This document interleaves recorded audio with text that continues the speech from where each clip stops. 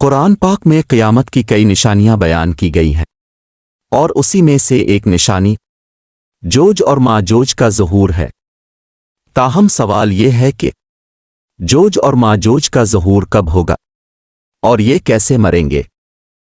طوفان نوح کے بعد حضرت نوح علیہ السلام کے بیٹے مختلف علاقوں میں بس گئے۔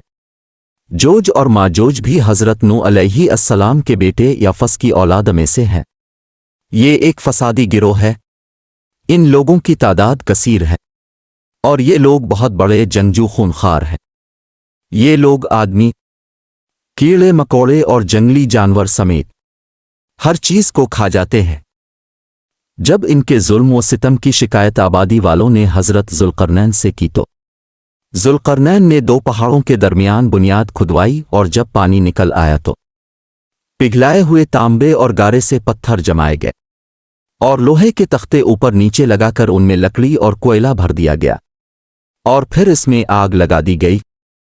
اس طرح یہ دیوار پہاڑ کی بلندی تک پہنچ گئی، اور پھر اس میں پگھلایا ہوا تانبا ڈال دیا گیا، یہاں تک کہ کوئی جگہ نہیں چھوڑی گئی۔ جب یہ دیوار تعمیر ہو گئی تو ذوالقرنین نے اللہ کا شکر ادا کیا، جس نے یہ دیوار بنانے اور لوگوں کو آئے دن کی پریشانیوں سے نجات دلانے کی توفیق بخشی، مگر ساتھ ہی لوگوں کو یہ بھی بتا دیا کہ یہ دیوار اگرچہ بہت مضبوط اور مستحکم ہے، مگر یہ لازوال نہیں۔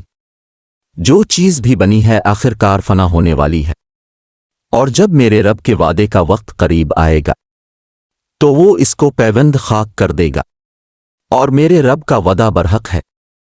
حدیث شریف میں ہے، جوج اور ماجوج روزانہ اس دیوار کو توڑتے ہیں، اور پھر دن بھر میں اس دیوار کو توڑتے توڑتے اس کو توڑنے کے قریب ہو جاتے ہیں، تو ان میں سے کوئی کہتا ہے کہ اب چلتے ہیں، کل یہ ختم کر ڈالیں گے۔ دوسرے دن جب اس دیوار کے ٹوٹنے کا وقت آئے گا تو کوئی کہے گا انشاءاللہ اب اس کو کل توڑیں گے، اور انشاءاللہ کہنے کی برکت سے یہ دیوار دوسرے دن ٹوٹ جائے گی۔ یہ قیامت قریب ہونے کا وقت ہوگا۔